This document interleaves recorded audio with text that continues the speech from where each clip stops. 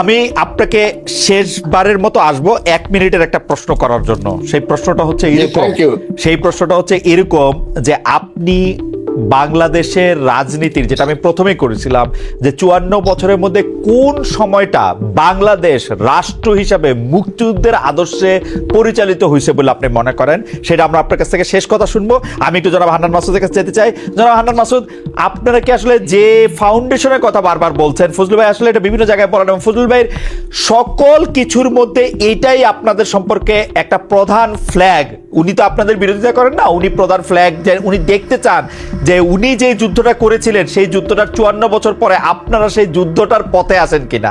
এরপরে কারা এটাকে খারাপ ব্যবহার করছে, ভালো ব্যবহার করছে, এটা ওনারও কথা আছে, আপনাদের সবার কথা আছে, কিন্তু ওই ফান্ডামেন্টাল বা ফাউন্ডেশনের জায়গায় আপনারা এক জায়গায় আছেন কিনা, নাকি এইটা আরেকটা বিভাজনের জায়গা? জনাব হান্নান মাসুদ। না, আমি আসলে ফজলুল ভাই অনেক পছন্দের মানুষ। আমি দীর্ঘ সময় ধরে লক্ষ্য করছি ভাই কোনো একটা বদ্ধমূল ধারণা ভাইয়ের মধ্যে আছে। উনি যে ধারণা থেকে বারবার বলতে চেষ্টা করতেছেন যে হচ্ছে মুক্তিযুদ্ধকে আমরা ধারণই করি না, মুক্তিযুদ্ধের বিরুদ্ধে, মুক্তিযুদ্ধ অস্বীকার করি। আমি জানি না ভাইয়ের মধ্যে এই বদ্ধমূল ধারণা কোথা থেকে জন্মালো, যেখানে আমাদের আজকে কালকের প্রোগ্রামেও প্রতিটা প্রোগ্রামে আমাদের স্লোগান থাকে 71-এর হাতিয়ার গর্জে উঠুক আরেকবার, 52-এর হাতিয়ার গর্জে উঠুক আরেকবার। এই স্লোগানগুলো যেখানে আমরা প্রতিদিনই দিয়ে যাচ্ছি, তারপরও আমরা কিভাবে বুঝাইতে হবে যে হচ্ছে আমাদের এখানে আছে কি নেই, আমরা কি মুক্তিযুদ্ধকে ধারণ করি না কি করি না। আমরা যেখানে আমরা তিনটাকে ইয়ে করছি, আমাদের অফিসে হোসেন শহীদ সোহরাওয়ার্দী, শেরে বাংলাকে ফজলুল হক সহ প্রত্যেকটা জাতীয় নেতার ছবি সহ আমরা টাঙ্গাইয়ে রাখছি। তারপরও যদি বলেন মাওলানা ভাসানী সহ, যে তারপরও যদি বলেন যে হচ্ছে আমরা আসলে মুক্তিযুদ্ধকে ধারণ করি না, তাহলে আসলে হচ্ছে এটা মানে আমাদেরকেও কষ্ট দেয় যে হচ্ছে কেন আমাদের বাবার মনে সবাই ভুল বুঝে, কিন্তু বাবারা কেন ভুল বুঝে না। সন্তানরা যখন দেখে যে বাবারা ভুল বুঝে, বাবারা ভুল ব্যাখ্যা করে, তখন এই সন্তানরা কার কাছে যাবে? আপনার কাছে কি মনে হয়? আমরা বলছি কি মনে হয় জনাব মাসুদ, এটা ভুল বোঝার কোনো কারণ আছে নাকি? আপনার কাছে কি মনে হয় জনাব মাসুদ, আপনার কাছে কি মনে হয় ভুল বোঝার কি কারণ আছে? আপনার কাছে কি মনে হয়? এটা বদ্ধমূল ধারণা থেকে জন্মাচ্ছে। আমি যেটা মনে করি যে হচ্ছে ভাই একটা জিনিস দীর্ঘক্ষণ ধরে শিবির ভাই যে ভাষায় প্রতিবাদ করতেছে, আমিও একই ভাষায়, এর চাইতে কঠিন ভাষায় প্রতিবাদ করে বলছি। ছাত্র সংবাদের এডিটরকে, সম্পাদককে এবং হচ্ছে যিনি এই লেখাটা লিখেছেন সে আহমেদ আফগানিকে, দুইজনকে আইনের আওতায় আনা হোক। আমরা এটা প্রতিবাদ করেছি, আমরা এটার জন্য প্রেস রিলিজ দিয়েছি। তারপরও উনি কেন যে হচ্ছে ছাত্র শিবিরের কথাটা নিয়ে আজকে 10 মিনিট উনি মানে এই ব্যাপারটা তো আমি যে তোমাদেরকে ভালোবাসি, তো মাসুদ ভাই প্রশ্নবান দিচ্ছিলেন আমি জানি না। আমি এখানে কয়েকটি কথা বলি। ভাই যখন হচ্ছে ইয়া নিয়ে, জামাত নিয়ে, শিবির নিয়ে এতটাই ভাই বিরোধী, এরা স্বাধীনতা বিরোধী ভাই জানেন। 2018 সালে জামাত নেতারাও ধানশীষ মার্কায় নির্বাচন করলেন, ভাইও ধানশীষ মার্কায় নির্বাচন করলেন। সেদিন যদি ভাই বলতেন জামাত নেতারা যে মার্কায় ইলেকশন করতেছে আমি সেই মার্কায় ইলেকশন করব না, আমি আজকে বলতাম হ্যাঁ জামাতরা আসলে 2018 সালেও স্বাধীনতা বিরোধী ছিল। কিন্তু জনাব হান্নান মাসুদ একটা কথা বলি, জনাব হান্নান মাসুদ 2024 একটা কথা বলি, আপনারা মানে আপনারা তো আমাদের নতুন আলোর, নতুন পথের দিশারি, তাই না? আপনারাও যদি একটা কাজ কেন করতেছেন, এটা করতে গিয়ে ওই আওয়ামী বিএনপি মার্কা ওই তুলনায় করেন যে আপনারাও করছেন এইটা যে আপনাদের, আমি আপনাকে একটু প্রশ্নটা একটু এক্সটেন্ড করি। আপনারা যে রাজনীতির মধ্যে দিয়ে যাইতেছেন, আমি বাংলাদেশের এই রাজনীতি দিয়া গত 30-32 বছর যতদিন পর্যন্ত এগুলো আমি অবজার্ভ করি, দেখছি যে আওয়ামী বিএনপি যে পথে হাঁটতেছে আপনারা এই একই পথেই হাঁটতেছেন, ওইটারই আপনারা রাজনীতি মনে করতেছেন। গিয়ে এলাকার মানুষে বলবেন ব্রিজ বানাই দিবেন, রাস্তা বানাই দিবেন, কাউরে আপনি টাকা দিবেন, টেন্ডার দিবেন, সাহায্য দিবেন, কারো থেকে চাঁদা দিবেন, কাউরে চাঁদা দিবেন, একই সিস্টেম তো। মানে আপনারা তো আলাদা কিছু হইলেন না। ফজলুল ভাইরা যেটা আমরা যেটা সিস্টেমে আমরা আগাচ্ছি, আমরা কারণ হচ্ছে কাউকে এটা দিব সেটা দিব, ছাদা নিচ্ছি, এরকম কোনো কিছুতে আমাদের সাথে সম্পৃক্ততা নেই।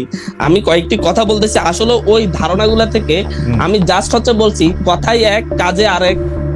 আমি বলছি কথাই, হ্যালো যে আমরা শুনতে পাচ্ছি। আমি বলতে চাচ্ছি হচ্ছে কথাই এক কাজে আরেক, এই জায়গা থেকে আমি বের হয়ে আসতে চাচ্ছি। আমি বলতে চাচ্ছি আমাদের যারা কথাই যেটা বলবে কাজেও সেটা হবে।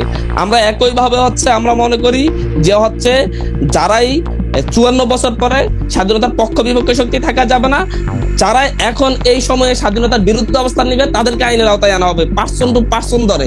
কিন্তু আপনি সমগ্র গোষ্ঠীকে আমরা এখানে একটা কাতারে আনতে চাচ্ছি না একজনের কথার জন্য। আমি এখানে কয়েকটি কথা বলছি যে হচ্ছে আজকে বিএনপি 31 দফা দিয়েছে, অনেক প্রশংসা করছে, এটা আমাদেরও যে সংস্কারের দাবি সেই সংস্কারের সাথে অনেকাংশে মিল আছে। কিন্তু আজকে আমি একটা কথা বলি যে 2018 সালে আওয়ামী লীগ রাতের ভোট করেছে। সেই রাতের ভোট করার পরে সেই সংসদে রাতের ভোট বলে সেই সংসদেই বিএনপির নেতারা শপথ গ্রহণ করে প্রায় 4 বছর আপনারা সংসদে ছিলেন। আমি একটু বলছি আপনারা বিএনপির সমালোচনা কেন করতেছেন? মানে বিএনপির কাজের সমালোচনা আজকে যদি বিএনপি বলে বিএনপি 19 সালে ইলেকশনের পরে সংসদে 5 জন বসে 5 বছর আন্দোলন করার ফলেই 24 সালে এরকম একটা পজিশন হয়েছে যে এই পজিশনের মধ্যে আপনি এটা করতে পারছেন। আমি নীতির জায়গা থেকে বলছি, ওনারা কি পজিশন তৈরি করছে আমি জানি না। ভাই বলছেন যে হচ্ছে প্রতিবারই ওনারা বীজ বপন করেন, গাছের চারা লাগান, গাছ বড় হয়, ফসল ফাঁকে, কিন্তু প্রতিবারই একবার ওনারা সেই ফসল কেটে আনতে পারেন নাই। না ফসল এইবারই পাকছে, উনি বলছেন ফসল এইবারই পাকছে। ফসল পাকতে 16 বছর লাগে না, সেই 2013 সালে কোন ফসল পাকতে নিশ্চয়ই 16 বছর লাগে।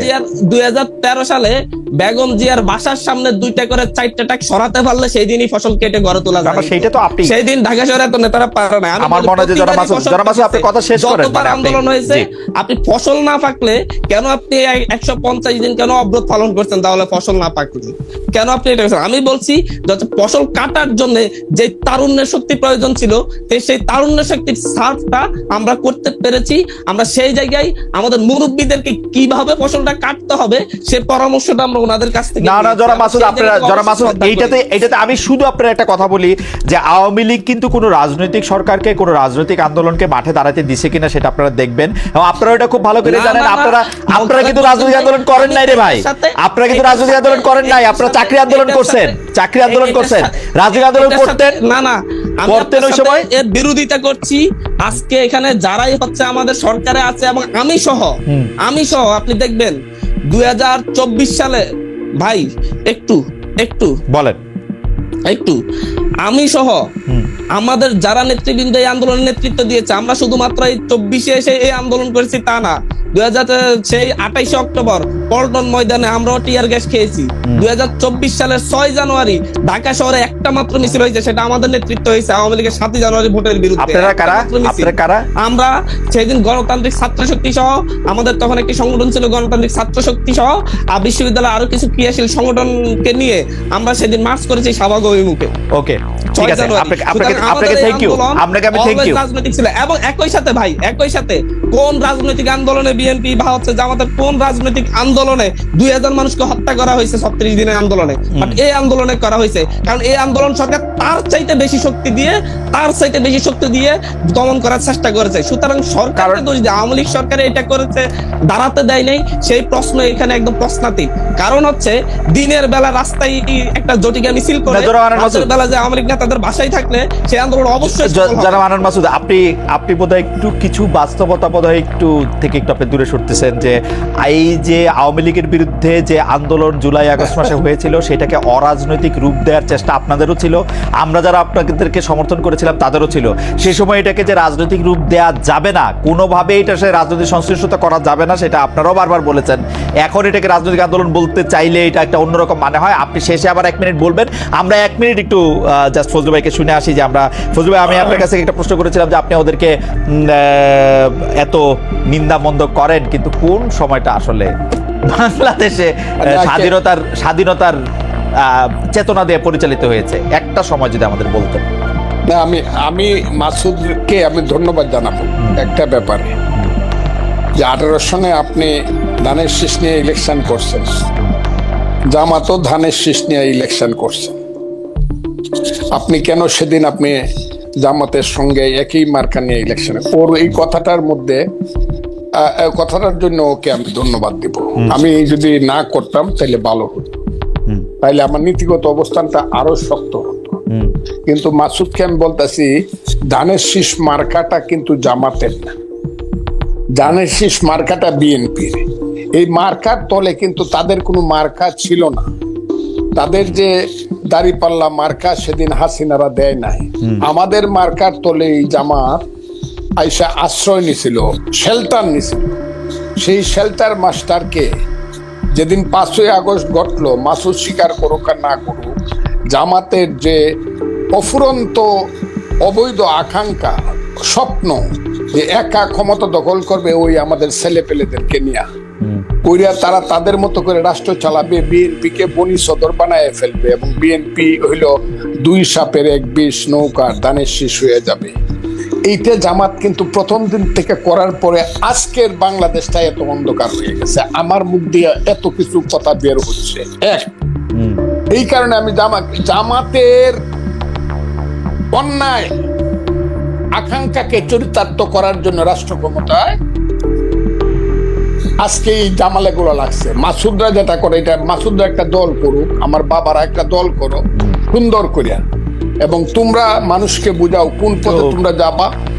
তো তোমরা যদি মেজরিটি হও, আমি আগের থেকে তোমাদেরকে অভিনন্দন জানায় রাখলাম, এই ব্যাপারে কোনো আমার ডিফারেন্স নাই। আর আপনি যে বলছেন যে 1 মিনিট আমাকে দিলেন যে কোন সময়ে মুক্তিযুদ্ধের পক্ষে জিনিসটা মানে সময়টা ছিল, সেই সময়টা হলো 10ই এপ্রিল থেকে 16ই ডিসেম্বর 1972 মানে মোটামুটি ভাবে। হ্যাঁ, 10ই এপ্রিল 1971 সাল থেকে 10ই এপ্রিল 1971 সাল থেকে 71 না, 10ই এপ্রিল 1972 মুক্তিযুদ্ধের পরের কথা বলছি আমি। ওকে, থেকে 4টা এবং আলটিমেটলি 16ই ডিসেম্বর পর্যন্ত মানে ওই পথে মুক্তিযুদ্ধের পথে দেশটা চলছিল। কেন? তখন 309 ঘন্টা বিতর্ক করে বাংলার শ্রেষ্ঠ সন্তানেরা, আবারও বলছি বাংলার শ্রেষ্ঠ সন্তানেরা, আবারও বলছি বাংলার শ্রেষ্ঠ সন্তানের একটা সংবিধান করছিল, যেটা পৃথিবীর শ্রেষ্ঠ সংবিধানের একটা হিসাবে পরিগণিত হইতো। পরে এটা নষ্ট হয়েছে। এই সংবিধানটাকে আবার আমার মাসুদ বাবারা এইটা একদম এটা কি বলছে কবর দিয়ে দিতে চায়। বিরোধিতা তো একটু এমনি করি না। এই শ্রেষ্ঠ ওই সময়টা 16 এর পর থেকে যা হয়েছে, 16ই ডিসেম্বরের পরে 7ই মার্চ আসছে 73 ভোট হয়েছে 39টা সিটে। ওই সরকারের আমলেই 39টা সিট। আমার মনে যায় এই ফজলুল ভাইয়ের কথা শোনা খুবই মানে কি বলবো, খুবই আকর্ষণীয়, খুব চমৎকার, শুনতে ইচ্ছা করে শুধু, কিন্তু সময় নাই, আমাদের শেষ করতে হতেছে। কিন্তু 72-এর সংবিধানটা আপনি সত্যি পৃথিবীর সর্বশ্রেষ্ঠ সংবিধানগুলির একটা মনে করেন? সর্বশ্রেষ্ঠ বলি নাই তো, সবচেয়ে ভালো সংবিধান বলে? সবচেয়ে ভালো সংবিধান না, শ্রেষ্ঠ সংবিধান এক। আচ্ছা, শ্রেষ্ঠ সংবিধানের একটা ওই 70 অনুচ্ছেদ থাকা সত্ত্বে প্রধানমন্ত্রী না 70 অনুচ্ছেদ আমি আপনাকে বলি, 70 অনুচ্ছেদ তখন বাস্তবতায় তো এটা তো অনেক সময় লাগবে। 70 অনুচ্ছেদ তো হইলে 54 কে 55 কে 56 সনে ওই যে এমপি এমএলএ হইয়া ভোট কেনাকাটা করে যেভাবে প্রতি 24 ঘন্টায় একবার সরকার বদল হইতো, সেই তিক্ত অভিজ্ঞতা থেকে কিন্তু 70 না, এটা আপনারা বলেন বহুবার, এটার বহু রকম রেমেডি সারা পৃথিবীতে আছে, আপনারা ওইটার দিকে আপনারা জান নাই। যাই হোক, আমার কাছে 70 আমি সমর্থন করি না। আমি 72-এর সংবিধানে ফজলুল, আপনি খালি 72-এর সংবিধানে আপনার সাথে আমি আলাদা করে একদিন কথা বলবো না।